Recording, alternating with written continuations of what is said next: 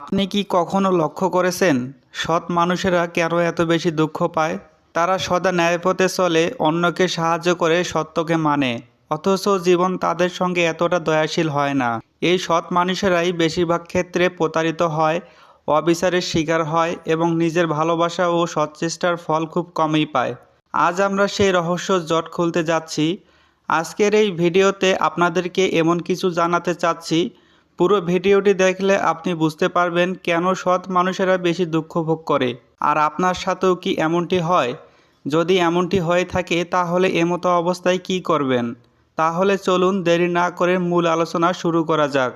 সৎ মানুষের জীবনের মূলনীতি হলো সত্য, ন্যায় এবং নৈতিকতা। তারা বিশ্বাস করে, আমি যদি সত্য বলি, ন্যায় করি, অন্যের ক্ষতি না করি, আমি শান্তিতে থাকব। কিন্তু বাস্তবতা অনেক সময় অন্যরকম। উদাহরণ হিসেবে ধরুন অফিসের পরিবেশ। একজন সৎ কর্মচারী সব নিয়ম মেনে কাজ করে, অন্যকে সাহায্য করে, কিন্তু নিজের স্বার্থ প্রকাশ করে না। অন্যদিকে একজন অসৎ সহকর্মী ছোটোখাটো কূটকৌশল, পেছনের কথা বলার মাধ্যমে দ্রুত পদোন্নতি পায়। এর ফলে সৎ মানুষটি হতাশ হয়। এটা সমাজের বাস্তবতা, যেখানে ন্যায় ও সত্য সবসময় বিজয়ী হয় না। সৎ মানুষেরা সাধারণ মানুষদের তুলনায় বেশি সংবেদনশীল। তারা কেবল নিজের কষ্ট অনুভব করে না, অন্যের দুঃখ নিজের মতো করে অনুভব করে। এটা তাদের জীবনের এক বড় বোঝা হয়ে দাঁড়ায়। সৎ মানুষরা সাধারণত অন্যের উপর বিশ্বাস স্থাপন করে। তারা মনে করে, আমি যদি সৎ থাকি অন্যরাও সৎ হবে, আমি যদি সাহায্য করি অন্যরাও সাহায্য করবে। কিন্তু বাস্তবতা দেখায় সব মানুষ সৎ নয়। এই বিশ্বাস ও আস্থা অনেক সময় ভাঙে এবং তাই কষ্টের কারণ হয়ে দাঁড়ায়।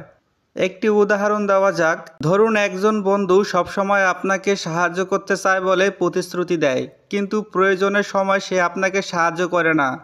যে বিশ্বাস আপনি স্থাপন করেছিলেন সেটিই কষ্টের মূল। সৎ মানুষেরা সহজে ক্ষোভ বা প্রতিশোধ নিতে চায় না, ফলে তারা সেই দুঃখ বহন করে একা একা। আজকের সমাজে স্বার্থপরতার প্রভাব অনেক বেশি। মানুষ নিজের সুবিধা, অর্থ, ক্ষমতা বা স্বার্থের জন্য কাজ করে। সৎ মানুষেরা অন্যের ক্ষতি এড়াতে চেষ্টা করে, কিন্তু সমাজের অনেকেই সেই সুযোগ কাজে লাগায় তাদের উপকারের জন্য। সৎ মানুষরা প্রায় অবিচারের শিকার হয়, কারণ তারা নিজের সততা বা নৈতিকতা দিয়ে কোনো সুবিধা বা প্রতিদান প্রত্যাশা করে না। কিন্তু স্বার্থপর মানুষ তাদের ক্ষতি হতে দেরি করে। তবে সৎ মানুষদের দুঃখের মধ্যে একটি সৌন্দর্য আছে। তারা যেসব কষ্ট ভোগ করে তার মধ্যে দিয়ে তারা জীবনের সত্যকে বোঝে। তাদের মনোবল ও অন্তর্দৃষ্টি বৃদ্ধি পায়। প্রতিটি দুঃখ তাদের আরও দৃঢ় করে, আরও মানবিক করে এবং জীবনের জটিলতাকে সহজভাবে গ্রহণ করতে শেখায়। সৎ মানুষরা বেশি দুঃখ ভোগ করে, এটি সমাজের অসঙ্গতি, মানুষের স্বার্থপরতা, তাদের সংবেদনশীলতা এবং অন্যের উপর আস্থার কারণে। তবে এই দুঃখ তাদের শক্তিশালী করে, তাদের অন্তর্দৃষ্টি বাড়ায় এবং সমাজে একটি দার্শনিক ও নৈতিক চেতনা সৃষ্টি করে। সৎ থাকা মানে সবসময় সহজ পথ নয়।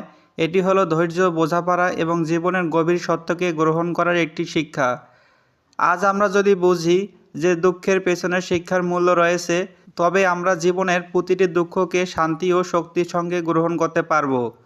তাই আপনি যদি কখনো মনে করেন আমি সৎ থাকি কিন্তু জীবন আমাকে কষ্ট দিচ্ছে, মনে রাখুন আপনার এই সৎ পথেই ভবিষ্যতে আপনার অন্তর্দৃষ্টি, শক্তি এবং জীবনের সত্যের জন্য অমূল্য হয়ে যাবে।